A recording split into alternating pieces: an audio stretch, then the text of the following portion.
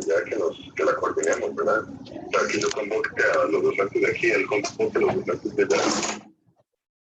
Y bueno, pensando que es una buena casa, o sea, que está dando problemas. Porque si la jefatura dice se va a trabajar así, pues sí, se va a trabajar así, ¿verdad? Ya que en química eso no es necesario, ¿verdad? Ustedes tienen mucha libertad y yo no ando detrás de si usaron Dropbox o no, y si... Bueno, muchachos, vamos a terminar de conversar en la tarde de hoy un poquito acerca de la historia, ¿verdad? Muy poco. Realmente yo espero que en algunas de las presentaciones de ustedes, de los temas que han seleccionado, por favor, incluyan algo acerca de la historia, de las moléculas que ustedes van a hablar, porque hacer una historia se volvería difícil y larguísimo, puesto que cada producto de los que van a hablar ustedes, cada tipo de surfactante, cada molécula tiene una historia particular. Entonces, es más bonito que en cada uno de los temas de exposición individuales, ustedes puedan hablar pequeño, ¿verdad? Una cantidad pequeña de su tiempo acerca de la historia de los productos. ¿Ok? Debe de ser así por esto, porque ya les digo, es mucho, mucho lo que se puede hablar, ¿verdad? De historia de los surfactantes y de los jabones y detergentes. Por eso es que cada uno de ustedes, yo espero que la exposición personal, ¿verdad? Incluya algo que inclusive nos pueda enriquecer nuestro acervo de conocimientos, ¿verdad? Entonces, porfa, piénsenlo así. Suave que estoy siempre por seguridad. Yo tengo otra computadora aquí y prefiero conectarme por si se me cae alguna cosa en mi máquina principal.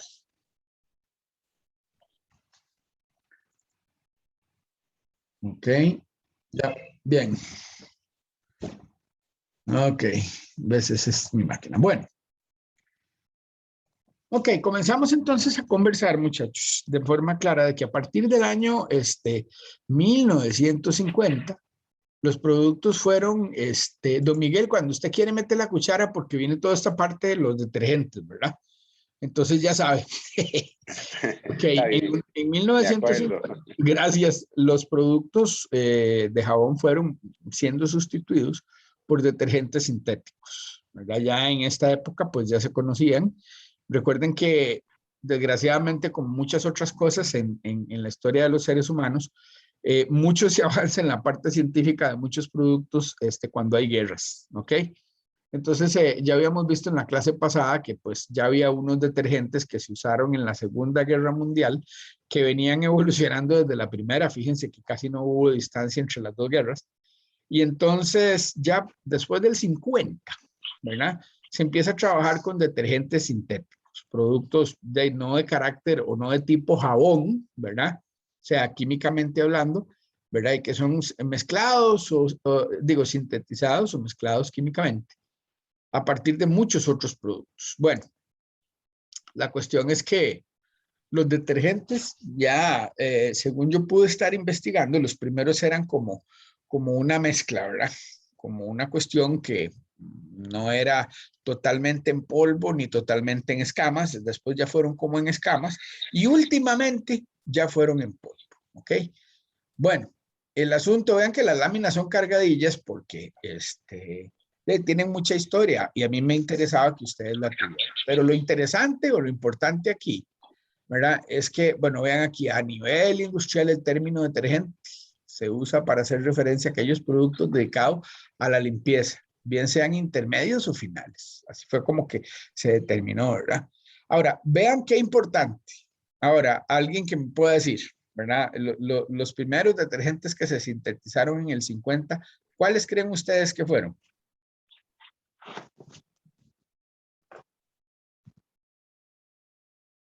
Muchachos.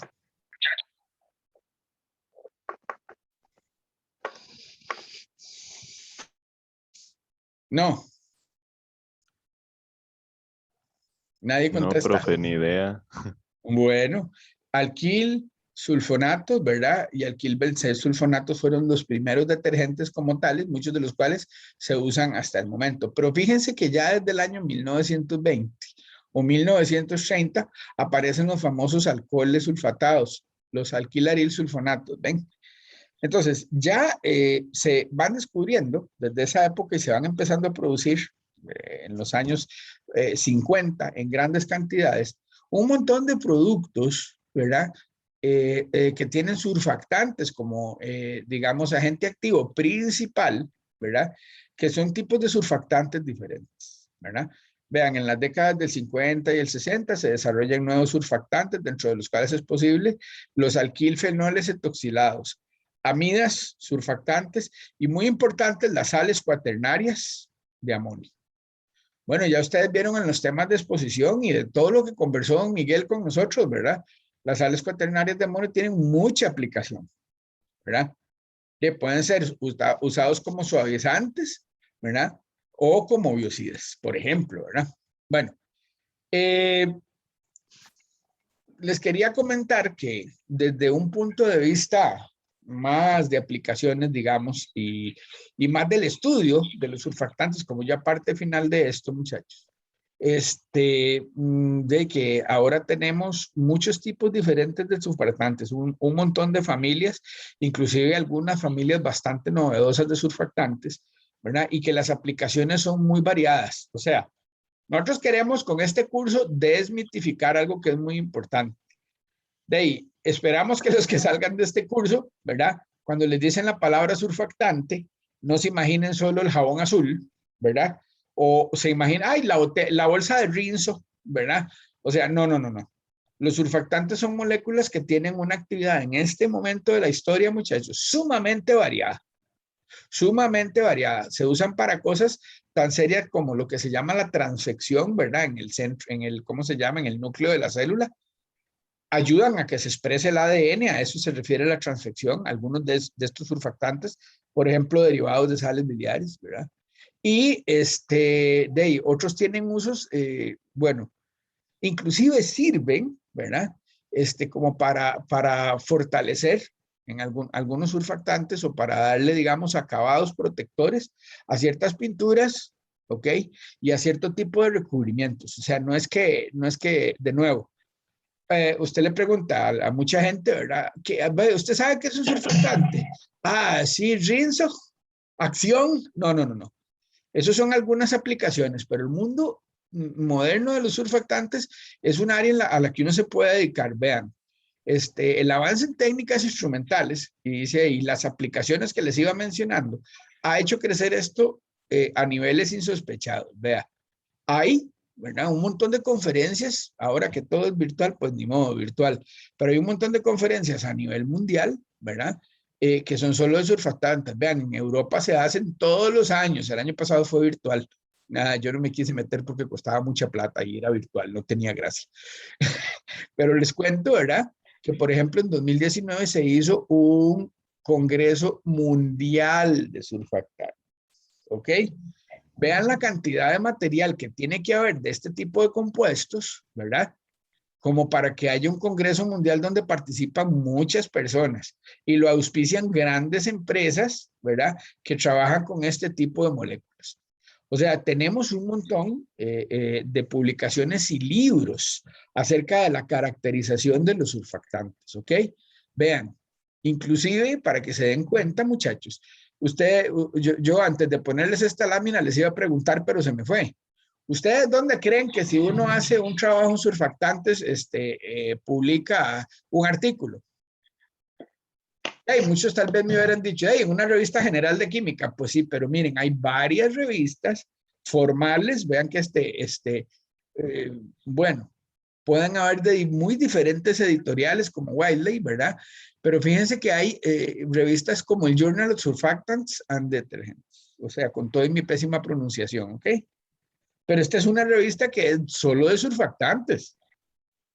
Dense cuenta que el campo es tremendamente amplio, ¿verdad? Aquí hay otra que es de Science Direct, que es de muy alto nivel.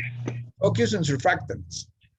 Bueno, y no solo es que, uy, puña, voy a coger estas dos porque no hay más. No, hay muchas revistas en las que los grupos que trabajan solo en surfactantes pueden publicar. Esta, Focus on Surfactants es bastante particular porque se refiere más a las aplicaciones y a la industrialización de las aplicaciones. O sea, es una revista, vea, son reportes de negocios y desarrollos técnicos, ¿verdad? Que tienen que ver con la industria, ¿verdad? Mientras que esta, Journal of Surfactants, habla más de la caracterización, de la síntesis, del estudio de las propiedades, desde una, digamos, trinchera más técnica, desde una trinchera, digamos, muchacho, más académica. ¿Ok? Bueno, aquí tenemos otro, ¿verdad? Otro journal, perdón, sobre surfactantes, ¿verdad?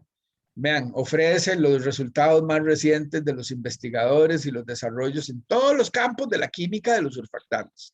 Síntesis, análisis, propiedades físico-químicas, nuevos tipos de surfactantes. Vean, si solo fuera Rinso, ¿verdad? Y si solo fuera jabón azul, ¿verdad? O si solo fuera champú, no hay estas cosas. Pero ahora vamos a ver unos ejemplos en la segunda parte de esta clase, muchachos, que tienen que ver con cómo, digamos, cómo se hace un trabajo completo con un surfactante. Y por eso les pedí en la tarde no, en la mañana, les escribí un mensaje para decirles cuál artículo tocaba que compartiéramos hoy, que es un artículo que, como ustedes van a ver ahora después, nos da o nos explica completamente cómo es que se caracteriza un surfactante, ¿ok? ¿Qué es lo que se hace en la academia, por ejemplo, para saber los parámetros básicos de un surfactante? Y vean, con esos parámetros, chavalos, ya se pueden hacer desarrollos tecnológicos. Aquí sí vas a tener que meter la cuchara, don Miguel, porque voy a hacer un comercial importante. Vean, el otro día oí a alguien que dice que es profesor, yo no estoy muy seguro, no voy a decir de dónde, mejor, ni nada, pero alguien que decía esto, cuando ustedes piensan en química industrial, olvídense de esa vara del electrón en la caja y de ese montón de flechas y de los mecanismos de orgánica.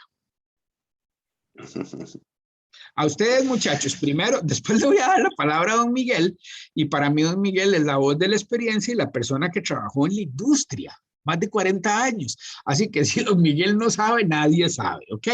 Pero muchachos, ¿a ustedes qué opinión les merece, digamos, esa expresión que dijo alguien? ¿Qué dice ser profesor? Los quiero ir opinando, profesor. Chiquillos. Yo nada más digo que él dice que yo lo dudo, pero muchachos, ustedes, yo quiero que opinen sobre esto. ¿Qué les parece? ¿Será cierto que la industria es eso? Me tengo que olvidar de todo lo que yo aprendí de la parte teórica, académica, y me consigo un tarro y empiezo a revolver varas. ¿Está bien eso?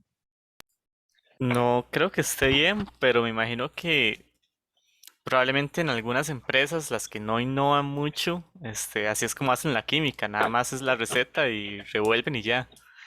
Sí. Pero las empresas que sí le dan como importancia a eso y quieren mejorar el producto y tendrán que tener su parte científica.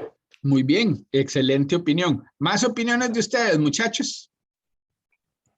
Sí, profe, es que voy algo parecido a lo del compañero, ¿verdad? O sea, si hay investigación y desarrollo en esa empresa, entonces ahí tal vez sí les importe la parte, ¿verdad? De la química, de la teoría. Pero es que, bueno, yo no sé, aquí es muy difícil. Aquí la mayoría de las empresas, ¿verdad? Bueno, las que he visitado o conozco, ¿verdad? Es como que ya tienen su fórmula y como que no les importa, ¿verdad? El desarrollo, no sé. Y es que es muy importante y me parece un comentario de parte del profesor, ¿verdad? Un comentario muy agresivo contra contra la academia. Les agradezco, muchachos, sus palabras. Ya vamos a hacer una pequeña discusión, pero quiero ver si alguno de ustedes, más muchachos, quiere opinar. Después de que don Miguel hable, pues, opine él, pues entonces podemos abrir un poquito más la discusión, pero no sé si alguno tiene alguna otra opinión al respecto o el resto de ustedes coinciden con sus compañeros. Yo tengo un pensamiento muy parecido al de los últimos dos compañeros que hablaron, la verdad. Perfecto. Perfecto. ¿Alguien más, chicos? Yo igual, profe, más sí, la opinión es muy parecida, realmente. Excelente, bueno, ya es como una mayoría, pero quizá, no sé, si alguno quiere decir algo más, porfa, los escuchamos.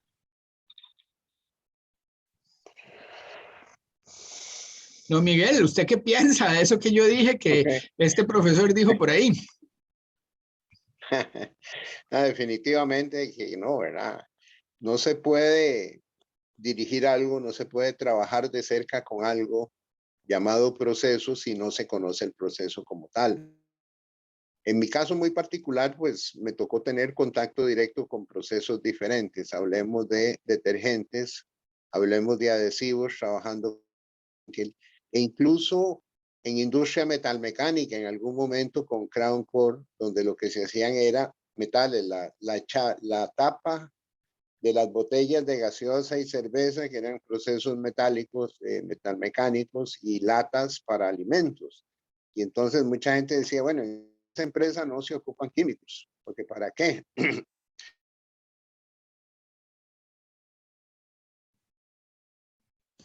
Don Miguel, Mira qué raro. ¿Sí? ya volviste. Ya. Ok. Sí, ¿Me señor. escuchan? ¿Sí? Sí. Ok.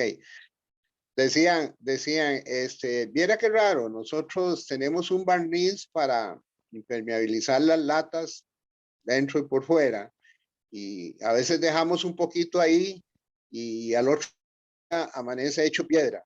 Bueno, a ver, ¿qué fue lo que hicieron? Resulta que dejaron el barniz con todo y catalizador y obviamente reaccionó y lo que se hizo fue una masa dentro de la máquina, ¿verdad? Ni idea de lo que era un catalizador. En otra oportunidad había que hacer una prueba de corrosión sencilla, simple de laboratorio. Pues me dice el jefe de control de calidad y desarrollo. Bueno, y era que me sobró un poco ahí de un producto que, yo no sé si es alcalino o si es básico, pero es muy agresivo. Y bueno, entonces simplemente tomen el pH y si es alcalino, neutralícelo. Dio media vuelta y se fue y a los 15 minutos volvió. Y si tengo que neutralizar porque es alcalino, ¿con qué le he hecho? ¿Qué le puedo usar? Eran partes del proceso que ellos ignoraban lo que pasaba. No había ni siquiera la posibilidad de una simple neutralización porque no había el mínimo concepto de ácido base.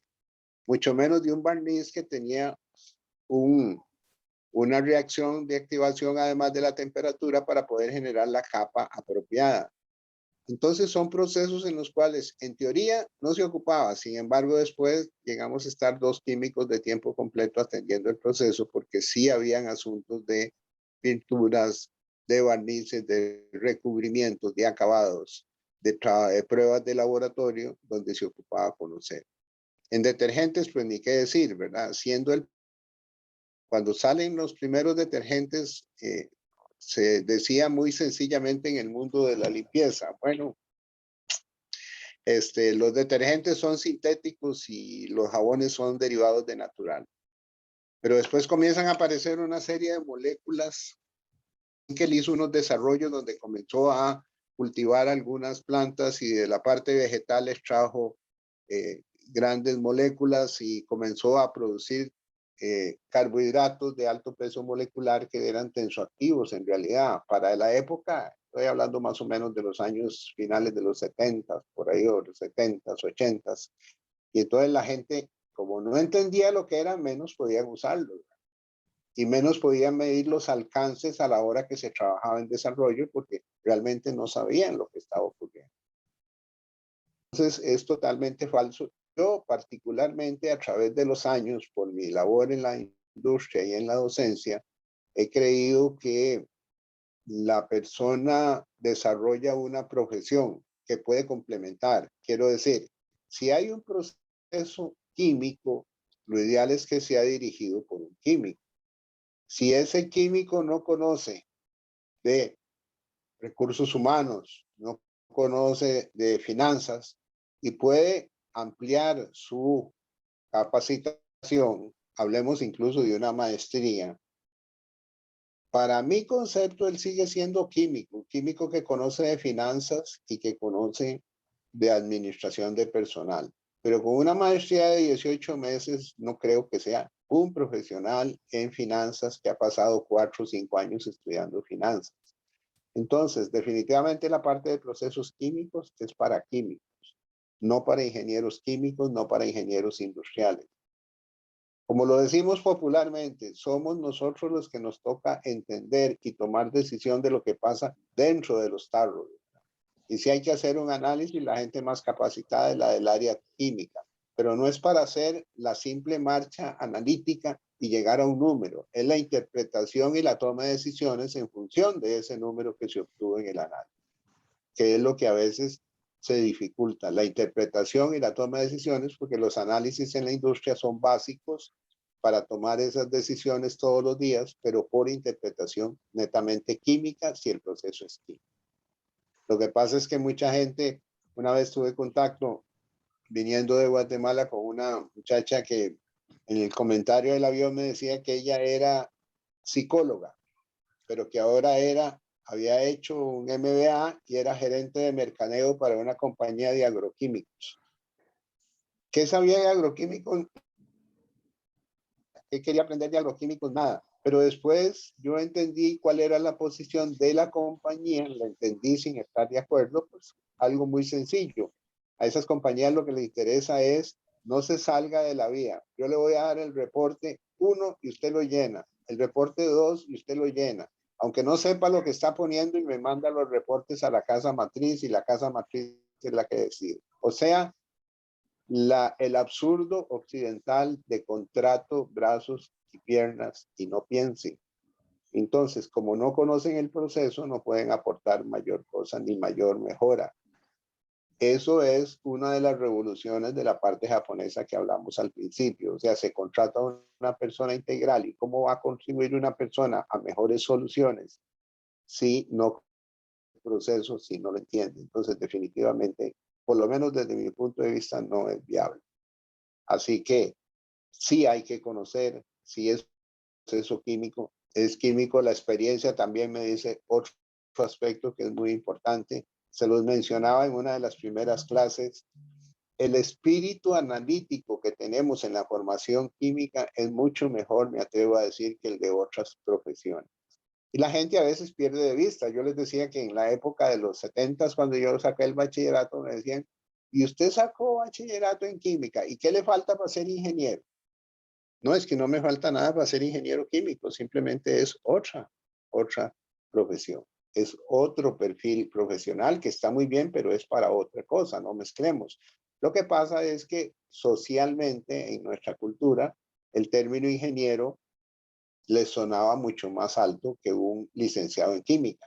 Lo que ellos no sabían era que la universidad le daba una licenciatura en ingeniería química. Entonces, al final eran títulos, si se quiere, equivalentes, en áreas diferentes, respetando campos profesionales, pero cada uno en lo suyo. Así que definitivamente yo creo, en síntesis, que por experiencia y por lo recorrido y lo del espíritu analítico me tocó confirmarlo porque con profesionales de otras áreas, mecánicos, ingenieros industriales, que siempre he creído que la ingeniería industrial tiene un gran vacío precisamente y es la falta química. Y algunos empleadores contratan ingenieros industriales porque suena bonito, pero para procesos químicos, fatal para ellos y el compromiso es terrible porque no tienen el background o el know-how necesario para poder desarrollarse y sobre todo tomar decisiones. Ahora, si lo que queremos es seguir una receta, muy bien, pero en la industria es difícil. O es normal buscar una alternativa para mejorar el proceso o ver si se puede cambiar un producto por otro sin deterioro de la calidad. Así que bajo esas perspectivas no hay que darle mucha vuelta. No solo por ser el área de desarrollo de tantos años, sino porque creo que es necesario para el éxito profesional que los procesos sean manejados por el profesional que corresponde. Excelente, don Miguel, muchas gracias. Sí, claro, nada más para terminar de hablar de este tema, ¿verdad? Que yo cuando oí eso me asusté bastante porque digo yo, uy, esto es una mala enseñanza definitivamente para los estudiantes. ¿Y por qué? Vean, ustedes pueden ver, hay unas estadísticas que se pueden buscar, o se las puedo buscar porque por ahí yo la tenía, una estadística vieja, pero que a la fecha sigue siendo lo mismo. Vean, de los profesionales en química que se gradúan en países como Estados Unidos o Alemania o Inglaterra, ¿verdad? que son países que van muy adelante tanto en la parte académica como en la parte, ¿cómo se llama?, industrial, ¿verdad? El porcentaje mayor de doctores en química, ¿verdad? Que son muy buenos, ¿verdad? Terminan trabajando en empresas de desarrollo. Claro, estamos hablando de un nivel donde ellos están produciendo muchas cosas de ciencia y están manejando procesos muy complicados. Tienen que tener gente que sepa, ¿verdad? O sea, no todos los que estudian un doctorado es porque se van a quedar en la academia. Eso es muy de Costa Rica porque, claro, como algunos de ustedes ya mencionaban, pues la industria tal vez no es de un nivel tan alto como en otros lugares. Pero en otros lugares, químico que es bueno y que se gradúa, tiene posibilidades, ¿verdad?, de trabajar en grandes empresas, en grandes industrias. Entonces, yo lo que quiero con este comentario, que yo sé que fue un poco ácido, ¿verdad? Y tal vez algunos de ustedes ya sepan de quién estoy hablando y mejor no hagan enredos. Y si los hacen, tampoco importa. Sí, no, ya tengo muchos años aquí. Lo que yo quiero dejar claro es que, vean, no importa el trabajo que nosotros vayamos a desempeñar, sea académico, sea en una industria, si es de química, nosotros tenemos que saber química. Y cada cosa que podamos aprender bien, tenemos que aprenderla bien, aunque aunque no nos guste, porque es nuestra formación, ¿verdad? Y algo que nos distingue, si decimos que somos químicos, es mejor que sepamos química, que entendamos química.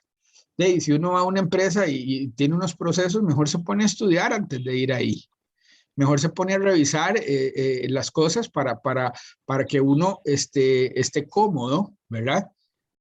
Con lo que se hace, porque es que no se comprende a alguien que diga algo así por esto, porque ya les digo, inclusive, ¿verdad? En los grandes países donde la química es grande, no toda la gente que saca un doctorado en química, es más, un porcentaje más grande de la gente que se doctora va a trabajar en empresas, en la academia se quedan menos, ¿ok?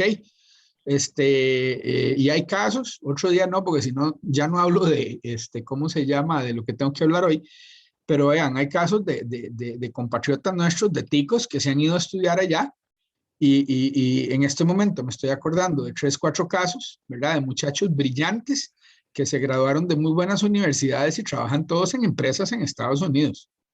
O sea, ninguno de ellos está ahora laborando para universidades. Y les va muy bien, y bueno, doctorados con un montón de publicaciones. Lo que quiero decirles es que no separemos, no digamos, o sea, no nos vayamos detrás de las tonteras, ¿verdad? O sea, si soy químico, yo tengo que saber química. Bien. Y aquí terminamos con esta para empezar a hablar un poquito de lo demás. De nuevo, ¿qué podemos completar un poquito de la historia de los surfactantes? Bueno, ahí cerca del año 1910. Sí, señor. Víctor, una última interrupción, hay un paréntesis para complementar esa parte de la química. Habíamos mencionado que una de las que más ha evolucionado es la parte de la llamada venta técnica, que consiste precisamente en el asesoramiento a las empresas que formulan productos químicos para venderle materias primas, que son productos químicos también, entonces, ¿verdad? Pero eso debe ser hecho por un químico porque es un trabajo de conocimiento, de alternativas para tener productos exitosos que van a ir al mercado. Dejó de ser algo, aquí te dejo la muestra y el boletín y me contás cómo te fue, ¿no? Yo soy realmente como externo, un asesor de aquella empresa en la parte química, por lo tanto, ineludiblemente tengo que conocer química de mi producto y del producto que está formulando el cliente para entender el proceso completo. Es algo que se ha venido tecnificando mucho desde los años 70 para acá. Se ha dado ese cambio importante y ahorita es realmente una asesoría más que una simple transacción comercial. Interesante. Interesantísimo. Y de nuevo, muchachos, una última experiencia de gente que trabaja aquí, ¿verdad? Algunos emprendedores que tienen sus propias, ¿cómo se llama?, industrias. Hay algunos compañeros, también hay algunos que son profesores muy buenos, que yo los aprecio mucho en la escuela, que de ahí ellos han procurado aprender, aparte de su conocimiento, o sea, a partir como base de su conocimiento en química, han desarrollado verdaderos emprendimientos. Tal vez en algún momento tengo que hablarlo con don Miguel, invite a alguno de ellos o a dos de ellos particularmente a que cuenten un poquito su experiencia como químicos que salieron de la UCR y ahora tienen empresas, ¿verdad? Y a mí me gusta también esa parte porque quiere decir que fueron personas que aprovecharon su conocimiento en química, digamos, para poder generar su negocio, ¿verdad? Bueno, hay uno de ellos que yo creo que todos ustedes conocen de alguna forma, que es Darío, ¿verdad? Y con Darío es muy interesante hablar. Yo después voy a hablar con don Miguel a ver si tenemos una conversación abierta para ustedes, porque es muy interesante ver cómo ha sido la evolución. Y bueno, de nuevo, son personas que han hecho una tesis en productos naturales con artículos y con un montón de resonancia magnética nuclear. Ustedes dicen, ¿para qué me va a servir? Bueno, el conocimiento en química, o sea, los resultados y lo que se aprendió a través de esos espectros en otras áreas de la química fue mucho, pero eso lo vamos a dejar para después. Quiero terminar esa parte, digamos, con esta frase. Muchachos, cuando usted está trabajando, ¿es de los que resuelven las cosas o es de los que andan preguntando? Pasa igual en la academia, ¿verdad? Usted es de los que es capaz de resolver un problema que se presenta con los estudiantes o probablemente, como dice don Miguel, con algún cliente que está usando un producto. ¿Usted es de los que es capaz de resolver las cosas o siempre anda preguntando por qué no sabe? Si es lo primero, de ahí vas a vivir más tranquilo, de verdad, porque, y más satisfecho porque usted sabe y tiene el esfuerzo de resolver. Y si es lo segundo, rapidito todo el mundo se va a dar cuenta de que usted es un inútil. Bueno, ahí lo dejo. Ok, hoy estoy muy filosófico, Miguel, me van a dar un garrotazo. Bueno, vamos a seguir. Ok, escogí este es un artículo del grupo nuestro muy viejo y lo escogí no porque me quiera hacer propaganda, gracias a Dios el grupo de nosotros no la necesita, pero yo escogí este artículo porque tiene unos resultados muy claros, tiene unas, digamos, características en cuanto al análisis que se realizó, muchachos, que son tan claros que no dejaron dudas. De hecho, yo no sé si ustedes saben cómo es la evolución de los artículos, ¿verdad? Uno escribe el artículo, pone los resultados, hace la información de soporte o el supporting info, ¿verdad? Y lo envía y hay unos referees que revisan el artículo, ¿verdad que sí? No sé si saben. Bueno, así es. Entonces, de ahí uno tiene que esperarse a que los referees lo lean y que manden las opiniones. Se supone que los referees son profesionales experimentados. Bueno, por lo general hay alguno que no está de acuerdo y que te pide un montón más de experimentos o que te cuestiona seriamente algo que vos pusiste ahí que tal vez no tiene una base muy fuerte. Entonces vos tenés que trabajar un poco o mucho para mandar más información y rellenar el artículo para que te lo acepten. Bueno, ¿por qué también pongo por lo que les dije, porque cuando nosotros enviamos a revisión este trabajo, lo interesante fue que los referees, todos, dijeron la información es clara, ¿verdad? Y sustentable. Y no tenemos dudas, digamos, de lo que ustedes proponen. No es que éramos de ahí, o sea, uno hace el trabajo siempre, muchachos, pero a veces, digamos, la evidencia que uno tiene para soportar, ¿verdad? Una propuesta, que es a fin de cuentas lo que uno va a explicar en el artículo, ¿verdad? De no siempre los resultados son tan claros. En este caso sí, nosotros nos quedamos contentos porque dijimos, bueno, nos dijeron que estaba todo muy claro y lo publicaron. Por eso es que está en su curso. Y vean que es un artículo ya viejo del 2006, ¿ok? Y quise empezar con ¿verdad? Por esto mismo, ¿verdad? Porque los resultados son muy claros. Y aquí lo que vamos a ver, o lo que yo quiero que veamos es cómo se trabaja o qué es lo que se hace a nivel más académico con surfactantes que se hacen de forma sintética. También podrían ser surfactantes que se extraen, muchachos, digamos, de una planta o de fuentes, digamos, naturales, ¿verdad? Pero ahora, ya les dije, en cuanto a las aplicaciones, ¿verdad? Y en cuanto a la caracterización de los surfactantes, es todo un universo de cosas que se pueden hacer, ¿verdad? Y un montón de técnicas modernas y un montón de técnicas que me ayudan a observar, digamos, cómo es que esa particularidad que tienen todos los surfactantes y de su agregación, ¿verdad? En disoluciones acuosas, ¿verdad? Bueno, o en disolventes orgánicos se puede caracterizar. Entonces, bueno, este artículo, ¿verdad? lo que muestra es como un surfactante que es sintético, muchachos, ¿verdad? Un derivado de sal biliar y adamantano, ¿verdad? Es capaz, ¿verdad?, de formar una estructura de tipo laminar. Ok, para los que pudieron ver el artículo, ¿verdad? Pues entonces ya van a entender de lo que se trata. Pero bueno, vean, por lo general, ¿por dónde empiezan, digamos, las investigaciones con surfactantes? Bueno, de ahí con generar en una familia de surfactantes una molécula que sea nueva, ¿verdad? Una molécula que su novedad pueda implicar mejores propiedades como cuáles. Bueno, dependiendo del HLB que esa molécula tenga, ¿verdad? Mejores propiedades para, por ejemplo, ser, digamos, un agente que estabilice una emulsión. O mejores propiedades, por ejemplo, como surfactante, que se agregue unas concentraciones muy bajas y que permite entonces que ocurran procesos, ¿verdad? Con concentraciones muy bajas del surfactante, porque está agregado en el agua y baja la tensión superficial del agua aún a bajas concentraciones. Entonces, por ahí se empieza. Bueno, las sales biliares, ustedes saben que habíamos dicho que son surfactantes naturales que nosotros los tenemos en el organismo. Y los derivados de sales biliares, ¿verdad? Hechos con cierta intención, ¿verdad? No cualquier derivado de la sal biliar, sino algunos a los que se les puede expander, digamos, lo que es su cara hidrófoba. Recuerden que habíamos dicho que las sales biliares son distintas porque son surfactantes que son anfipáticos faciales, o sea, tienen toda una cara que es hidrófoba y tienen toda una cara que es hidrófila.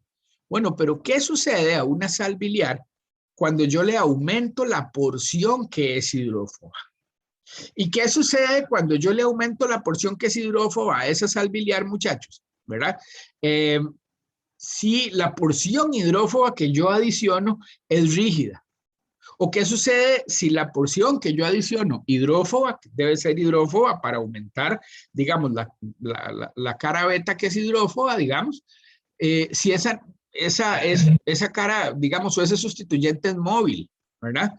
Es una cadena larga. Bueno, por aquí empieza. Bueno, vean que el resumen lo que diría en español es algo así como que la autoagregación de la sal sódica, perdón, de una nueva adamantilamida del derivado 3-beta, ahí es una beta, perdón, del ácido cólico, ¿verdad? NAADC en disolución, ahí es otro error, en disolución acuosa ha sido investigada por tensión superficial. Aquí empezamos. Ojo las técnicas y después las vamos a ir explicando poquito a poco. Por tensión superficial, dispersión dinámica de luz, fluorescencia, dispersión de rayos X de bajo ángulo, de ángulo pequeño, ¿no? Y mediciones de microscopía electrónica de transmisión, ¿ok? Entonces, vean, la agregación o el tipo de agregados o el comportamiento de agregación no se estudia solo con una técnica. Se estudia con varias técnicas a la vez, muchachos, y después los datos se comparan para saber qué podemos decir, muchachos, de cómo esa sustancia química bajo ciertas condiciones se agrega. Vean, por ejemplo, que con las mediciones que dice aquí de Sachs, ¿verdad? Y de TEM, ¿verdad? Dice, estas dos últimas técnicas sugieren que se forma en disolución acuosa una fase laminar, o sea, una bicapa, muchachos, como la que hay en las células, ¿verdad? Una fase laminar que consta de bicapas cargadas de, bueno, el derivado de este que ahora vamos a hablar de cómo se prepara. Separadas por disolvente y apiladas periódicamente. Vean qué interesante, la estructura de la bicapa se infiere de la resolución también del cristal del compuesto en su forma ácida. Bueno, aquí vamos a aprender, viendo este artículo, que la pauta en la que cristalizan los surfactantes muchas veces, ¿verdad? Es la misma pauta en la que el surfactante tiende a agregarse en disolución, lo cual es muy lógico. ¿Por qué? Porque la forma de las moléculas y la forma en que se atrae dos de esas moléculas, ¿verdad? No tiene por qué variar cuando están formando, digamos, un retículo cristalino o cuando están en disolución. Claro que pueden variar por el disolvente y condiciones, pero cuando ellas ya se encuentran, las moléculas, pues las interacciones van a ser muy similares, ¿ok? Entonces vean, dice los restos adamantilo, que digamos es un sustituyente hidrófobo pero rígido, que están enlazados entre sí, residen en la región central de la bicapa, ¿verdad? Más o menos como así, muchachos. ¿Ok? Y van formando una hélice. ¿Ok? Y los grupos carboxilos se dirigen hacia la región hidrófila. La estructura está suficientemente abierta como para permitir que las moléculas de agua interactúen con una sonda de fluorescencia, eso ahora lo explico, ubicada en la región hidrófoba central. ¿Ok? ¿Alguna pregunta hasta aquí, muchachos? ¿Algún comentario? ¿Seguimos? Ok. Síntesis. Primero hablamos de la síntesis. O sea, si yo quiero poner algo en la cara beta, que es la parte superior de la sal biliar, yo me tengo que asegurar, en primer término, muchachos, depende de la estrategia sintética, pero yo tengo que tener un grupo de enganche de ese sustituyente que quede por la parte de arriba de todo el plano medio de esta molécula. ¿Ven? Por eso es que nosotros gastamos el tiempo. Bueno, primero protegemos, ¿verdad? ¿Alguien sabe qué es una reacción de Mitsunobu? Chicos, ¿alguno lo ha visto No, alguna vez? Primera vez que lo escucho. Ok, ahora Uy, vamos a mí sí me suena, pero en síntesis. Sí, claro. Bueno, es que volvemos a lo mismo, Jason, ¿ves? La síntesis la usamos igual para hacer un surfactante. No, nuestro objetivo es llegar a una molécula, a esta molécula, ¿estamos de acuerdo? Pero de ahí tenemos que usar la química orgánica de síntesis, ¿verdad? Que uno diría, pero ¿qué es esta vara? Yo no estoy trabajando con surfactantes, ¿para qué voy a hacer síntesis? No, no, no, no. Es lo primero que hay que hacer, la preparación del nuevo compuesto. Bueno, ahorita hablamos de lo que es la reacción de Mitsunobu, ¿verdad? Y la reducción de Staudinger, o como se diga. Pero lo importante es que a partir después de que yo protejo esto, porque si no lo protejo, esta reacción no me da. Entonces, yo protejo, hago un éster de metilo, ¿lo ven? Y después de que llegué aquí, con estas condiciones que ahora vamos a explicar rápidamente, muchachos, coloco un grupo amino, pero en la posición beta, o sea, hacia afuera del plano aquí. De tal manera que cuando yo pego este mae, él queda por encima, junto con la otra región beta, chiquillos. Eso lo vamos a ver también en el cristal. Y yo puedo decir, ok, mae, yo hice una expansión de la región hidrófoba de la molécula. ¿Ok? Claro, porque si yo lo pongo, me da igual, yo voy a poner el grupo para abajo. De ahí no, porque entonces estás poniendo un grupo hidrófobo en la cara polar. Bueno, eso puede afectar el comportamiento y tal vez es interesante, sí, pero en principio, ¿verdad? No era la línea de trabajo que nosotros estábamos siguiendo, que es la premisa, digamos, la hipótesis que nosotros teníamos era, si nosotros colocamos una expansión hidrófoba, ¿verdad? Que sea una expansión de la cara hidrófoba, vamos a tener mejores surfactantes. Vamos a tener compuestos que me generen, ¿verdad? Agregados diferentes de micelas, que son lo que las sales biliares hacen. Si ustedes quitan este NH y quitan este grupo y ponen el OH que estaba aquí, tienen el ácido natural cólico, que lo que hace son unas micelas, ¿verdad? Que nosotros tenemos dentro de nuestro organismo y nos ayudan a digerir, digamos, los alimentos grasosos. Pero en la medida en que yo le agregue un sustituyente como este hidrófobo, las propiedades de agregación, inclusive sus características biológicas, tienen que cambiar. Bueno, una vez que hemos preparado el compuesto como ustedes pueden ver, el punto de enganche en la región del espacio que tiene que ser, nosotros podemos coger, bueno, un ácido y un activador. Lo más común es hacer un cloruro de ácido, ¿verdad? A partir de un ácido carboxílico, vean. Yo puedo coger el adamantano, como este, muchachos, y poner aquí, en esta posición, un grupo ácido, muchachos. A ver, si alguien se acuerda, ¿cómo hago yo si tengo un adamantano, ¿verdad? Y un grupo ácido en esta posición y quiero hacer un cloruro de ácido? Pura orgánica 2. ¿Cómo se hacía eso?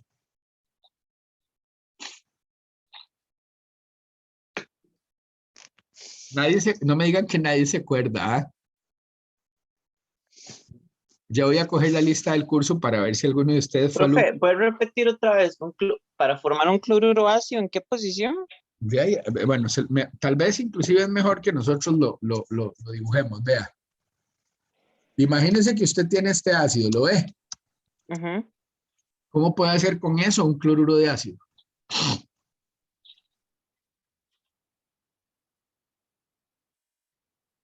Ay, re miau. Ajá. Bueno, profe, voy a decir, pero, o sea, si me equivoco es porque tengo mucho tiempo de no repasar síntesis. No era como un reactivo que nosotros le decíamos suckle, como el Sí, SOL2, ¿no? casi. Ya voy a ir a Casi. revisar, ya voy a ir a revisar la lista a ver si alguno de ustedes lleva orgánica conmigo y no se acordó, le voy a poner, me devuelvo y le Profe, pongo es que hay que una repasar, P, me toca chavalos. repasar. Vean, es que esto es cloruro de tionilo. Ahí por eso, ese es el suckle, el SOCl. Ok, Así me lo así se aprendí. hace, bueno, así se hace un cloruro de ácido. Y la otra pregunta de orgánica 2, ¿por qué se forma una amida cuando yo tengo un cloruro de ácido aquí y lo hago reaccionar con una amina? Hola. ¿Alguien más aparte de Jason que quiera recordar un poquito su orgánica? ¿Qué tipo de reacción es esa? Una amina más un cloruro de ácido. ¿Qué es? Una reacción rarísima, nunca vista. Muchachos. A ver, químicos, no me asusten. ¿Qué reacción es esa?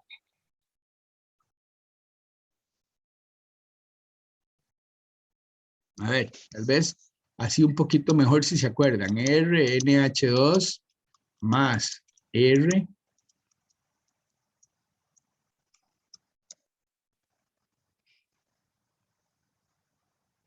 Puede ser con catálisis, pero no hace falta con la catálisis mucho. Bueno, se le echa una base. ¿Qué reacción es esa, muchachos? Ay, Dios mío. Chiquillos, les voy a rebajar 10 puntos del primer quiz y no lo hemos hecho. A ver, porfa, alguien que me ayude. ¿Qué es eso? No es una oscilación. Claro, pero, o sea, es una acilación, pero ¿qué tipo de reacción es, digamos, que ustedes se acuerden de orgánica 2? O sea, reacciones en general como usted se ¿Cómo, refiere cómo se a, llama? o sea, como adición o algo así. Sí, De esa exacto. forma de clasificar. Adición nucleofílica, algo así, profe. Ay, O re miau. Es una adición sobre un grupo, es una sustitución sobre un grupo carbonílico Es que o digamos, una ahí el cloro reacción, es, no, o una reacción de sustitución-eliminación. Esto sí, viene o para sea, acá, esto sube, ¿se acuerdan? Entonces, la mina se pega y se forma un intermediario tetraédrico. ¿Ya se van acordando? ajá. No se van acordando. Y aquí pues el intermediario tenemos. sí.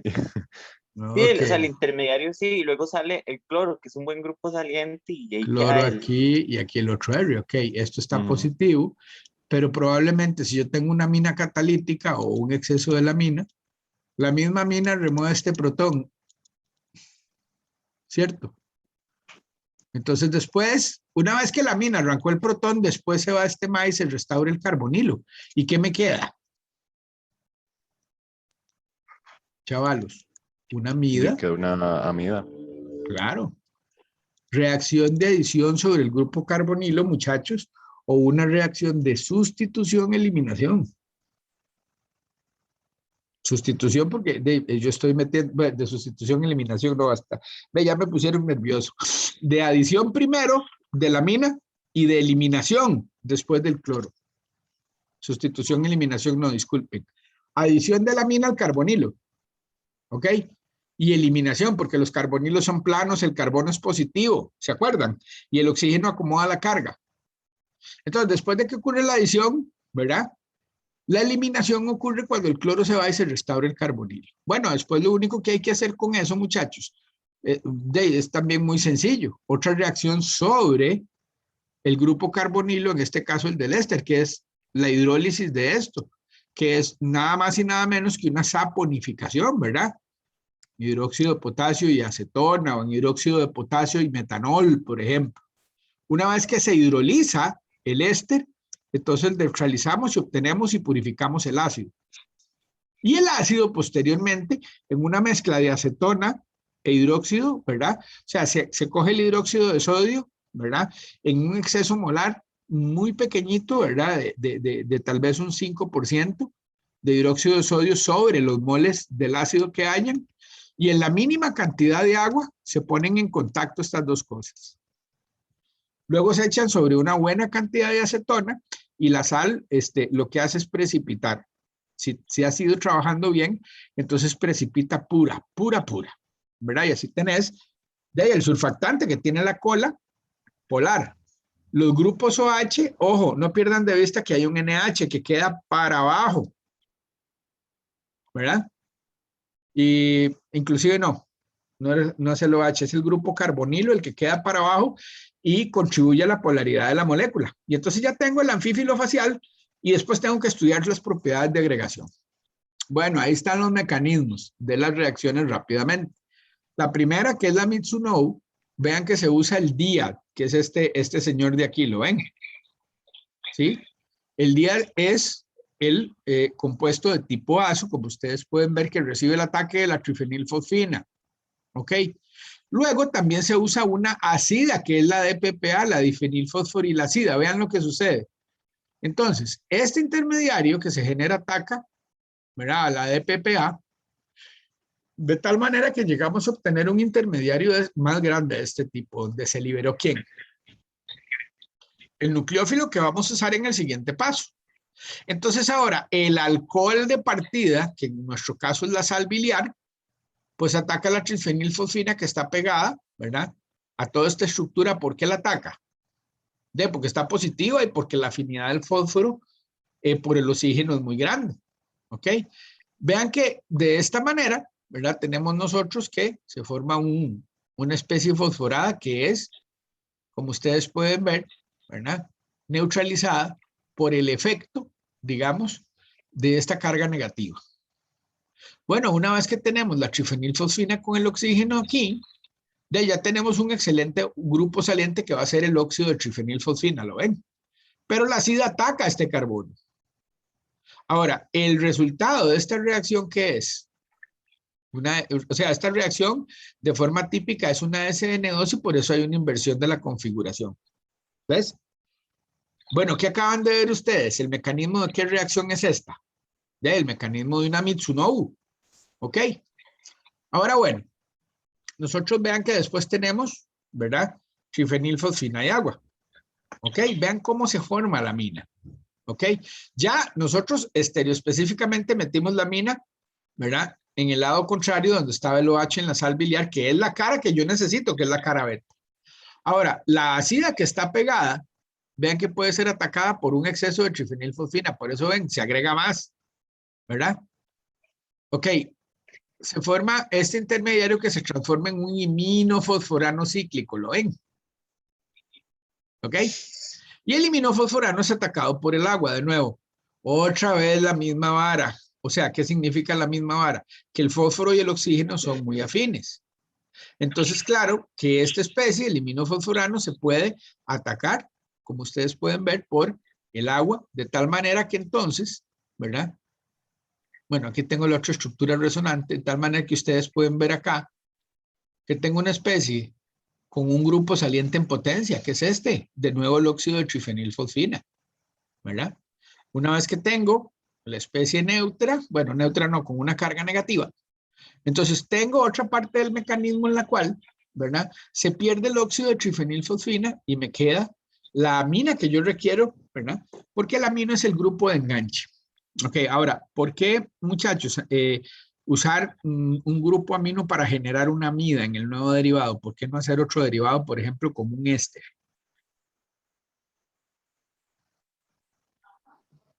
O sea, ¿para qué me toma la molestia de hacer una reacción de Mitsuno y los reactivos no son baratos?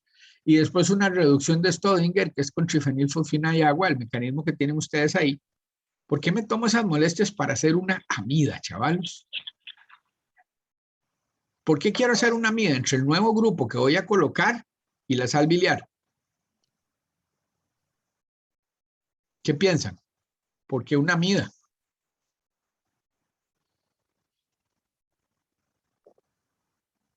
Chicos, ¿alguna idea?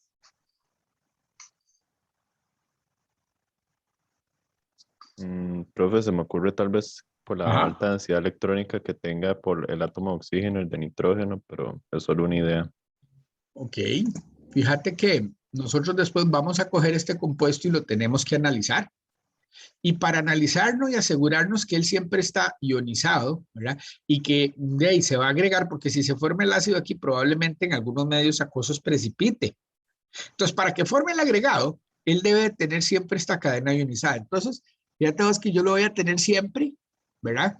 En pHs que son básicos. Y probablemente en algunos análisis voy a hacer, ¿cómo se llama, muchachos? Voy a hacer pasar este compuesto por muchas horas o mucho rato en una disolución básica. ¿Qué pasa si en lugar de tener una amida aquí tengo un éster?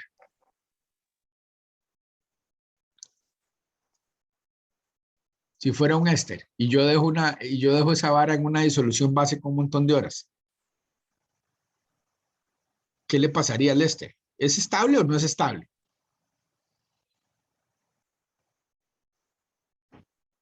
No es estable, se puede no hidrolizar, sino se separa, ¿no? Se puede hidrolizar más bien, porque los ésteres se hidrolizan más fáciles que las amidas. Vean, la intención de haber puesto un enlace amida en esta posición y de pasar, vean que son 1, 2, ¿verdad? Porque estos dos se hacen lo que se llama one pot, o sea, en el mismo balón. Primero se hace esto y después se le agregan estos reactivos en el mismo balón.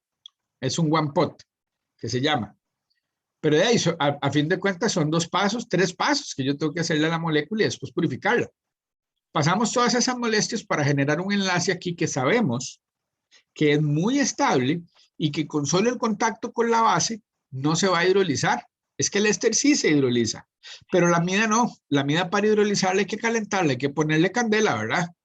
Porque si no, la amida es muy estable en medios básicos. ¿Ok? Bueno, ahora vamos a ver alguna información general de la que ustedes ojalá hayan podido leer en el artículo. Lo primero, la idea que nosotros teníamos de hacer esta sal biliar era que nosotros íbamos a adicionar una cola hidrófoba voluminosa y rígida, ¿verdad?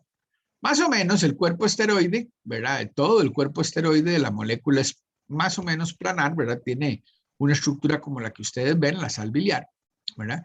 En donde hay una cabeza iónica de un lado y fíjense, todos los OH del mismo lado. Bueno, para la información de ustedes, vamos a esperar que dé la vuelta un toque. Vean, la cabeza polar está del mismo lado que los OHs. Esa es la cara alfa de la sal biliar, esta. Y la cara alfa, muchachos, se caracteriza por ser la cara polar. ¿Ok?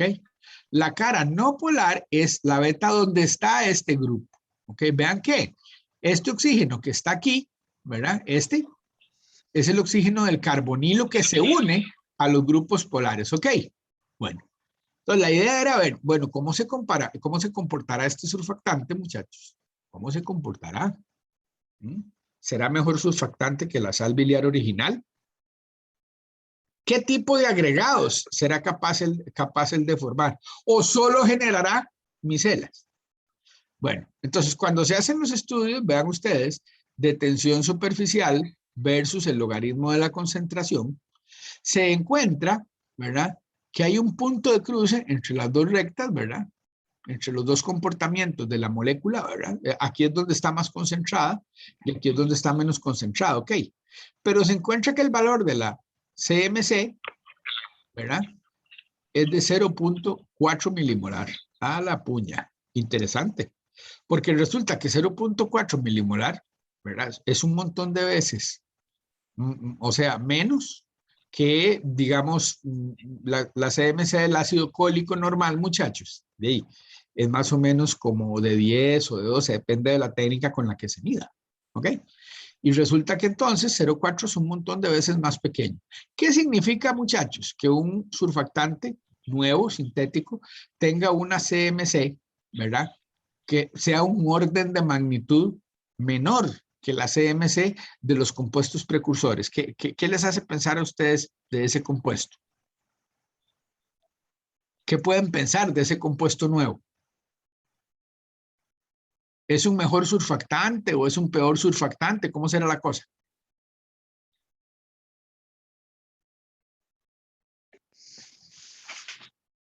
Es mejor. Ah, ¿y por qué te parece que es mejor? Por la concentración crítica micelar. Claro que es mucho más baja, Se ¿verdad? ocupa menos para, sí. Exacto, para que ya hayan agregados en disolución y disminución de la tensión superficial a un máximo, ¿no es cierto?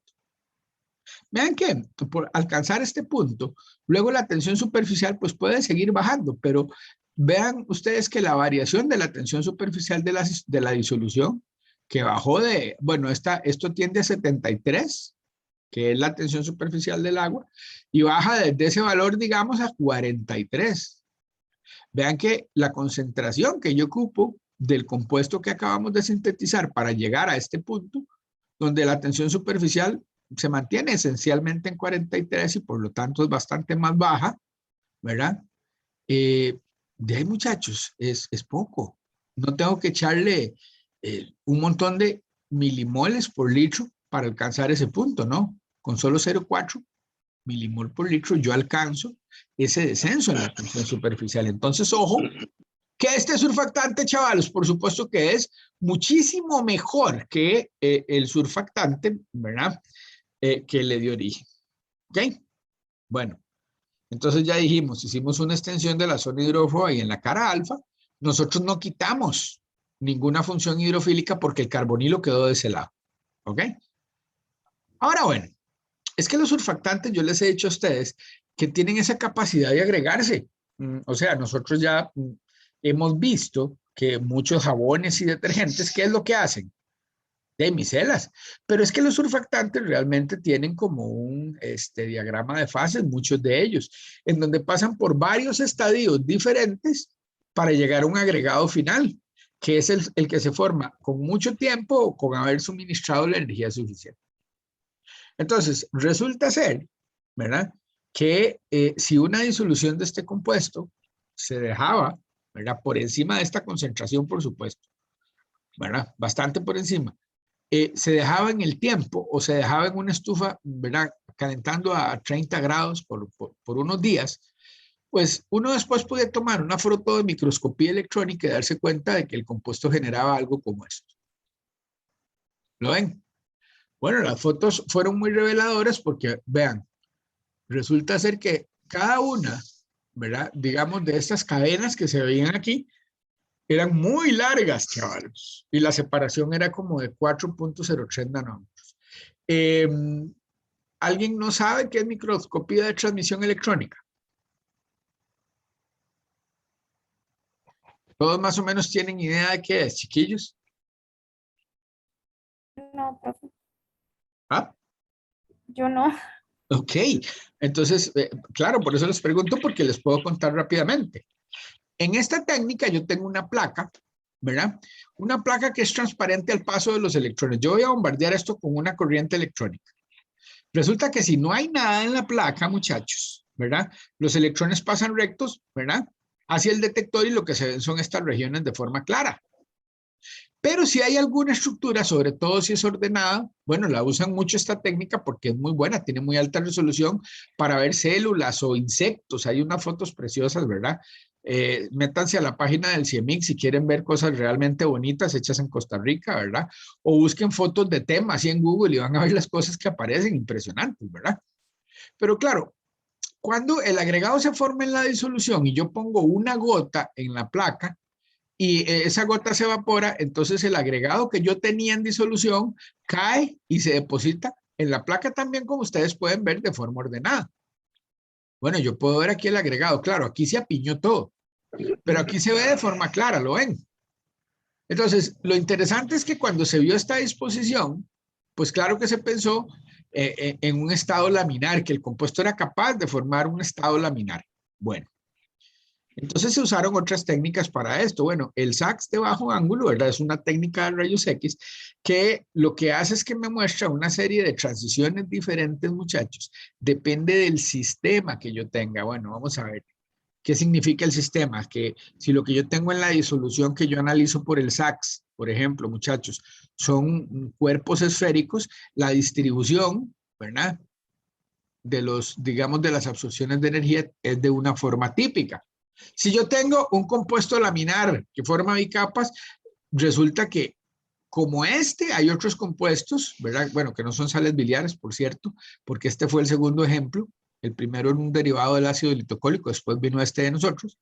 Pero lo interesante es que se buscan compuestos que formen láminas y todos los SAC son más o menos del mismo tipo. Las distancias entre los picos, los máximos de absorción, para no detallar mucho en la técnica, es típica de un sistema laminar. ¿Ok? Bueno, esto ya sugirió, ¿verdad? Que sí se tenía un sistema laminar y reforzó los datos. Mucha gente diría, man, pero con solo esa foto ya está claro. No, no. Esta vara es ciencia, ¿verdad? Y de ahí, esta vara hay que demostrarla bien, no como con el dióxido de cloro, ¿verdad? No, no, esto hay que probarlo bien, chavales. Entonces, después de que se hace el SAX, entonces, ¿qué se hace? Una técnica que se llama la técnica de light scattering o dispersión de luz. Se prepara una disolución del compuesto, muchachos, y se filtra con un filtro muy pequeño que no permite el paso de partículas o de células, inclusive. Y el tubo se pone en un aparato que lo que tiene es un láser, chavalos. Un láser que es móvil y que irradia la muestra, ¿verdad? De diferentes ángulos, digamos. ¿Ok? Supongamos que nosotros tenemos aquí, pensando en light, light suave, que me llama Luisito y no lo podemos atender. Ok. Aquí tenemos la muestra y aquí tengo un láser. Entonces el láser irradia la muestra, ¿verdad? A diferentes ángulos. O sea, primero puede estar a 90 grados, luego en ángulos intermedios y después puede estar a 270, 180, ¿verdad? O sea, el láser está dando vueltas y está irradiando la muestra y el detector está tomando los patrones, ¿verdad? De, digamos, las refracciones y reflexiones que el láser le da. Es una técnica muy difícil, ¿verdad? Es una técnica para la que el experto de light scatter es un carajo que primero sabe muchísimo, ¿verdad? Tiene que haber estudiado muchísimo y es una técnica difícil con ganas, ¿ok? Pero bueno, en Italia, por dicho, habían unos carajos muy gatos en eso que además eran del grupo. Entonces, mucho trabajaron ellos con esto, ¿verdad? Uno les mandaba los datos y ellos ayudaban mucho con la interpretación. Pero bueno, el asunto es que, claro, en esta técnica de light scattering, ¿verdad? Yo voy a tener una serie de valores, ¿verdad? Sobre poblaciones de agregados que hay en la disolución. Resulta que el parámetro que se llama polidispersidad, chavalos, ¿ok? Es un parámetro que me dice si yo tengo un montón de carajadas diferentes en la disolución. Tengo cilindros, tengo bolitas, tengo, no sé, tengo láminas, ok. ¿Ok? Si la polidispersidad es muy, muy baja y se acerca a cero, quiere decir que yo tengo solo un tipo de población. Pero si la polidispersidad más bien se acerca a 1, quiere decir que lo que yo tengo es un revoltijo, ¿verdad? De agregados y van a ser muy difíciles de caracterizar, o bien lo que el aparato está entendiendo, ¿verdad? Es que tengo un agregado de un tamaño muy grande. Ok, la otra cosa que el light scattering me permite obtener es este parámetro, chavalos, que se llama el radio hidrodinámico. Por ejemplo, imagínense que algo tiene una polidispersidad de 0.1, digamos, o de 0.09, y resulta que el radio hidrodinámico es de 25 nanómetros. Usted dice, lo que hay ahí disuelto son un montón de micelas y es muy uniforme, digamos, la distribución de las partículas. Se forman micelas. ¿Me doy a entender? Sin embargo, vean, en el tiempo cero uno prepara la disolución, la filtra e inmediatamente la pone. Inmediatamente, bueno, lo que uno dura encendiendo el equipo después de meter la muestra para que analice son unos minutos. El radio hidrodinámico era 100, que es una verdadera burrada, chavalos. Es muy grande. Entonces, ya se ve, o ya se veía desde el principio, aunque la polidispersidad era baja, ya se veía al principio del experimento que lo que teníamos era un agregado muy grande. Con el tiempo, 24 y 48 horas, la muestra se dejaba en el equipo y se volvía uno a medir a las 24 y a las 48 horas. Nos dimos cuenta que el radio hidrodinámico había crecido 1,4 por 10 a la 3 y después a 3,8 por 10 a la 3 nanómetros. Ya estamos hablando de que en la disolución había agregados de un tamaño gigante, ¿verdad? Y como la polidispersidad era 1, nosotros sabíamos, bueno, es un agregado muy grande que ya hay y es que es probablemente que siga creciendo, ¿ok? Bueno, cuando sacamos esta información, esto calzaba perfectamente con esto y con lo de aquí. Dijimos, bueno, ya se puede afirmar que el compuesto químico en cuestión, ¿verdad?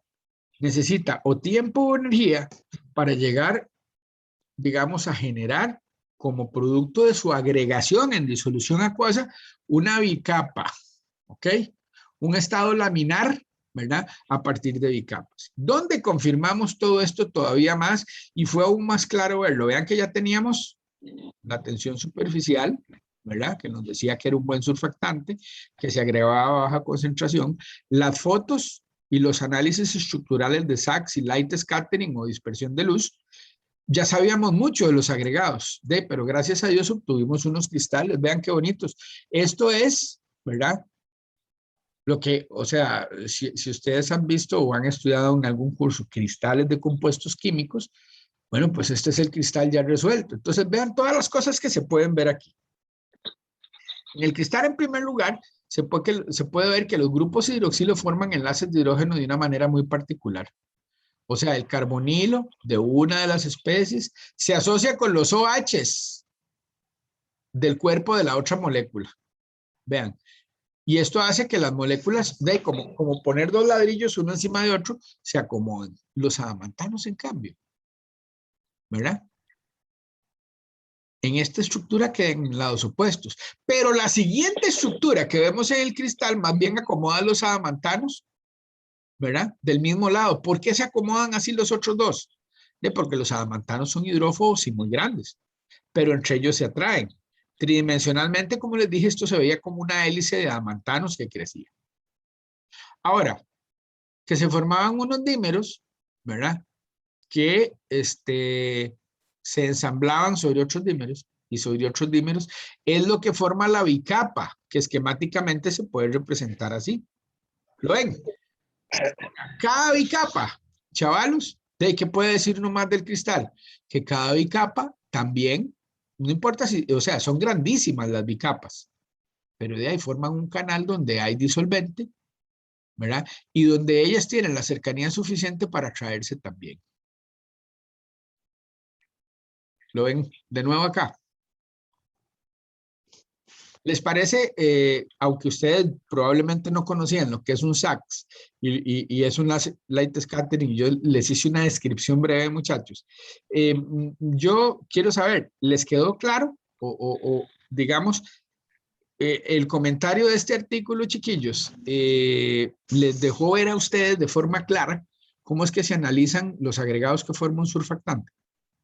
¿O les quedan dudas? Díganme algo, porque si no me voy a deprimir. De mi Chicos, parte creo que está bastante entendible. si te parece que los datos son coherentes, digamos, con la estructura que se propone. ¿Sí? Pues sí. Ok. Bueno, algo que no puse aquí, y se los voy a mencionar, es lo siguiente. Vean. Esta misma gráfica se puede hacer con una sonda fluorescente que es el pireno. Entonces, yo calculo la CMC agregando un poco de pireno a una disolución acuosa de esto. Es una concentración muy pequeñita porque el pireno es un hidrocarburo que ustedes me dicen no se disuelve en agua. Ah, no, en el agua no, pero en la bicapa sí. Ahora, resulta que cuando se hacen, eso es por fluorescencia, el pireno es fluorescente, es una molécula aromática. Pues vieran ustedes que depende de cuáles sean los valores de absorción de los picos de fluorescencia del pireno, yo puedo saber varias cosas. Bueno, primero, esos valores me van a servir para saber si el compuesto está agregado o no.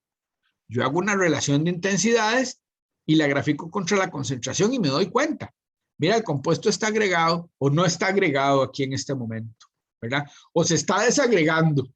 Pero la otra cosa que es importante es que el pireno, chavalos, resulta ser que se puede quedar dentro de la estructura hidrófoba, dentro de la parte hidrófoba donde él está más cómodo, o si la estructura es muy cohesiva, como en este caso, ¿ok?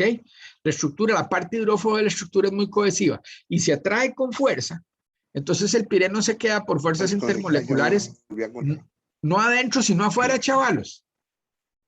Y eso yo lo sé por los valores. Resulta que cuando hacemos el análisis, chiquillos, ¿verdad? Y eso lo pueden ver en el artículo. Cuando hacemos el análisis de fluorescencia de este compuesto, los valores de CMC son similares. Lo cual quiere decir de nuevo, ok, tenemos un surfactante muy bueno. Pero los valores de intensidad que obtengo del pireno me dicen que es que el pireno está fuera de la estructura hidrófoba. Entonces, la estructura es muy cohesiva y debe de ser muy grande. Entonces, también, digamos, muchachos, la fluorescencia de pireno nos apoya estos datos. ¿Okay? Entonces, en resumen, síntesis primero. Después, tensión superficial y fluorescencia para ver dónde está la CMC y poder decir algo acerca de las capacidades como agente de superficie del compuesto nuevo. Tercero, ¿cómo es la estructura? ¿Cómo será la estructura del compuesto? Bueno, mae, si usted quiere saber cómo es la estructura, utilice técnicas experimentales como light scattering, como SAX, y haga fotos de TEM muchas a diferentes concentraciones en diferentes tiempos, ¿verdad? Y si tenés la suerte de tener un cristal, ¿verdad? Donde la pauta en la que la molécula cristaliza se repite en la disolución, ¿lo ven? De ahí, esto es que el cristal es una bicapa, chavalos. ¿Y cómo es que era la foto de TEM? Esto no viene de una disolución, esto no es un cristal. Pero el compuesto se agrega, ¿verdad? En la disolución a partir de las mismas fuerzas intermoleculares, a partir de las mismas interacciones que el cristal. ¿Ok? Bueno, y entonces tenemos una estructura más o menos de zigzag. Y para hoy esto lo que quería yo contarles de este artículo, porque me pareció interesante que ustedes vieran cómo es el estudio de un surfactante, chiquillos, desde el puro principio. O sea, desde la preparación, teniendo unas hipótesis, ¿verdad? Hasta que medimos sus propiedades de agregación en disolución acuosa. Como les digo, este artículo es corto, es fácil de entender porque tiene pocas técnicas. Lo que es difícil es de entender las técnicas, pero ya por eso les conté un poquito de cómo eran esas técnicas, ¿verdad? Y claramente cómo se encuentra la estructura. Entonces, la pregunta ahora es si quieren consultar alguna cuestión sobre este artículo, muchachos. Algo que les haya llamado la atención o algo que les interese acerca de este artículo. Está todo clarísimo. Claro, lo leyeron todos, ¿verdad? Chicos, ¿algún comentario? Claro, yo sé, esta parte no, profe, Ajá. o sea, yo lo leí y yo no sé si a mis compañeros les pasó, pero me costó un toquecillo entender. Okay. Pero ahora digamos que usted lo explicó, entonces ya me quedó muy claro por dicha. Pero sí había estado un poco confundido, digamos, a la hora de Claro, leerlo. porque es un poquito pesado, digamos, Sí. por las técnicas que no son muy típicas, ¿verdad? Que hay otras técnicas, pero vean ustedes cómo el advenimiento de técnicas que son bastante novedosas realmente, como SAX, ¿verdad? O como el mismo light scattering, ¿verdad? Nos permiten obtener información muy precisa y muy clara, ¿verdad? Y nos permiten caracterizar los agregados, perdón, en disolución. Eso es lo que es muy importante, chiquillos. Los agregados en disolución de este tipo de compuestos químicos. ¿De acuerdo?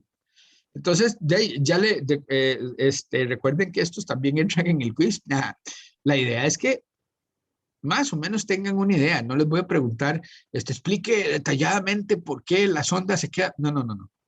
Lo que yo quería era mostrarles cómo se hace la caracterización con técnicas modernas de un surfactante. Y en ese sentido, ¿verdad? Yo creo que ahora tienen una idea bastante más clara. Ok. Chicos. ¿Algún comentario más? A mí me pasó parecido a Jason, que al leerlo se me hizo un poco pesado, pero ahora que usted explicó, profe, ya está más claro. Gracias. Pero la idea es entender, vos sabes, lo que yo quiero es que entendamos o veamos de una manera general, porque el curso de nosotros es un tópico, me explico. Entonces, vemos cosas que son nuevas, vemos aplicaciones o caracterizaciones que pueden ser como estas, muy nuevas, pero la intención es que de manera general se entienda, ¿verdad? Como hay unas técnicas que me pueden servir para saber qué tipo de forma tiene un agregado en disolución, como el light scattering o el SAX, ya lo dijimos, o qué tipo de agregado se forma, aunque de ahí yo no lo veo en disolución, ¿verdad? Porque de ahí lo que veo en el tema es algo que cayó ¿verdad? Es algo que se aplastó sobre una lámina y perdió el disolvente. Pero aún así, un agregado es un agregado y si se mantiene, yo veo, ¿verdad? En alguna parte de la lámina de la foto de TEM, yo veo esa forma característica. Y que sepan que, digamos, la tensión superficial es importantísima con los surfactantes. La técnica de medir la tensión superficial de disolución de diferentes concentraciones es una técnica importantísima, chavalos, porque me permite sacar muchísima información de cómo es mi surfactante es bueno. Sí, porque tiene una CMC baja. Porque baja mucho el valor de la tensión superficial cuando yo agrego el surfactante y está por encima de su concentración de agregación crítica. O por el contrario, no, hombre, este surfactante como surfactante, man. O sea, para bajar la tensión superficial al agua no sirve. ¿Sí? Porque la CMC es 200. ¿Me entienden? Si es 200 milimolar, no tengo un buen surfactante. ¿Ok? Requiero muchísimo volumen de la sustancia química para formar agregados. Y si de feria la CMC es 200 milimolar y la tensión superficial baja de 72 a 55, ese surfactante no es nada bueno. De nuevo, este fue muy bueno porque de ahí la CMC bajísima y bajaba la tensión superficial de 72 a 43. ¿Me entienden? Son conceptos un poco más cualitativos que ustedes aprenden en este curso para que de nuevo tengamos una visión y un horizonte más amplio de lo que es un surfactante. Comienzo con lo que dije cuando estaba terminando de ver así los conceptos básicos de la historia. Yo espero que cuando este curso termine, cuando a ustedes, ¿verdad? Les digan surfactante, usted no solo diga rinzo para lavar la ropa, acción para lavar los platos. No. Son moléculas que por su estructura pueden tener la capacidad de generar bicapas y otro tipo de agregados que veremos el viernes en el otro artículo que les dejé ahí, ¿verdad? El viernes vemos un poquito de las mismas técnicas, pero vemos un compuesto muy parecido que tiene un mecanismo de agregación diferente, ¿ven? Y que tiene una CMC también muy baja, ¿verdad? Las técnicas, menos SAX, todas repetidas, digamos, ¿ok? Pero y les voy a contar cómo fue, porque, claro, yo quiero usar ejemplos que yo conozca muy bien y donde pueda darles a ustedes detalles sobre todo de la parte experimental, porque está bien, comentamos un montón de artículos muy interesantes, pero qué bonito poder hablar de cómo se hizo en el laboratorio el asunto.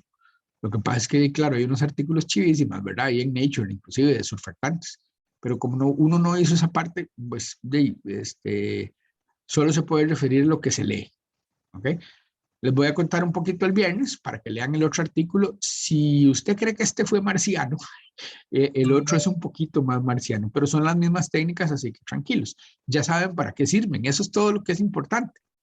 Y el viernes hablaremos de cómo fue que descubrimos que ese compuesto hacía eso y cómo fue que se ideó una forma para caracterizar. Bueno, chiquillos. Don Miguel, ¿usted tiene alguna cosita más que decir? No, no, estamos completos ya. Con eso vamos completando la parte puramente práctica con la parte académica y lo que hablamos de la parte química que hay que conocer para hablar y trabajar con surfactantes. Correctamente. Entonces, muchachos, bueno, que tengan una buena semana. Y por favor, mándenos los correos con las propuestas de formulaciones de sus trabajos para poder empezar cuanto antes. Y cualquier duda, estamos a la orden. A mí me contactan por el Slack, a don Miguel por el correo. Que tengan buena tarde, muchachos. O el WhatsApp también, el teléfono mío está disponible, ¿verdad? Perfecto, y ellos lo tienen. Sí. Ok. Bueno, buenas tardes, jóvenes. Buenas tardes, Buenas muchachos. tardes, profe. Buenas tardes, Hasta gracias, luego. profe. Hasta luego. Hasta luego. Muchísimas gracias.